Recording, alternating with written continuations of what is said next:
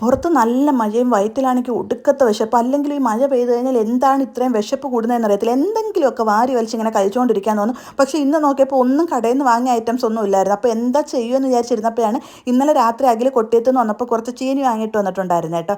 അപ്പോൾ അതൊന്ന് പുഴുങ്ങി അതിൻ്റെ കൂടെ കുറച്ച് മുളകും കൂടെ അരച്ചെടുക്കാമെന്ന് വിചാരിച്ച് കട്ട് ചെയ്തുകൊണ്ട് നിൽക്കുകയായിരുന്നു കേട്ടോ. കൊച്ചിൽ സ്കൂളിലൊക്കെ പോകുന്ന സമയത്ത് ഈ ചീനി ഇതേ കണക്കൊന്ന് വൃത്തിയാക്കി കൊടുക്കാൻ പറഞ്ഞാൽ ഞാനത് ചെയ്യത്തേ ഇല്ലായിരുന്നു. എനിക്ക് ഏറ്റവും ഇഷ്ടമല്ലാത്തൊരു കാര്യമായിരുന്നു കേട്ടോ ഈ ചീനിയിൽ ഇങ്ങനെ തൊടുന്നത്. അപ്പോൾ ഞാൻ പറയാം, അമ്മ ഇത് ഞാൻ എടുത്ത് എൻ്റെ കൈ ഫുൾ അഴുക്കാവും, പിന്നെ നഖത്തിൻ്റെ ഇടയിലൊക്കെ ചെളി ഏറിയിരിക്കുമോ എന്നൊക്കെ പറഞ്ഞ് സോപ്പിട്ട് അമ്മയെ കൊണ്ട് അത് കഴുകി വൃത്തിയാക്കി എടുപ്പിച്ച് പിന്നെ ബാക്കി കട്ട് ചെയ്ത് കൊടുക്കുന്ന കാര്യം ഞാൻ ചെയ്ത് കൊടുക്കുമായിരുന്നു കേട്ടോ. കറിക്ക് നുറുക്കി കൊടുക്കും, അല്ലെങ്കിൽ പുഴുങ്ങാനൊക്കെ ഇങ്ങനെ കട്ട് ചെയ്ത് ഞാൻ കൊടുക്കുമായിരുന്നു.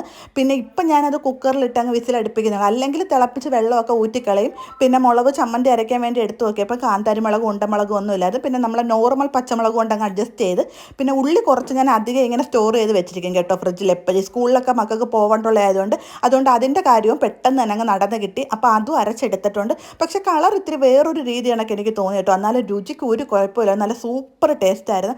ആ സമയത്ത് തന്നെ അവിടെ കപ്പയും നമ്മൾ റെഡിയായി കിട്ടിയിട്ടുണ്ട്. പിന്നെ ചായ ഇടാമെന്ന് വിചാരിച്ച് വന്നപ്പോൾ ഞാൻ വിചാരിച്ചു ചായ വേണ്ട, കട്ടൻ ചായ ആക്കാം. നമുക്ക് കപ്പയും കട്ടനും എന്ന് പറയുന്നതല്ലേ ഒരു ടേസ്റ്റ് എന്ന് വിചാരിച്ച് കട്ടൻ ചായ ഉണ്ടാക്കി എല്ലാം റെഡിയാക്കി ഞങ്ങൾ എടുത്ത് വെക്കുകയായിരുന്നു. ഇപ്പോൾ ഇതൊന്നുമല്ല കേട്ടോ രസം. ഇതിൻ്റെ ഒന്നിൻ്റെയും ഫ്ലേവർ ഇഷ്ടമല്ലാത്ത ഒരാൾ ഞങ്ങളെ വീട്ടിലുണ്ട്, ആരൂസ് കേട്ടോ. ആരൂസിന് ഈ ചീനി പുഴുങ്ങുന്നതോ ചക്ക അങ്ങനത്തെ ഓരോ ഐറ്റംസ് ഇഷ്ടമല്ല. അപ്പോൾ ഞാനും ആദ്യം മാത്രം അത് കഴിച്ച് ആരൂസ് വെറും കട്ടൻ ചായ കുടിച്ചു.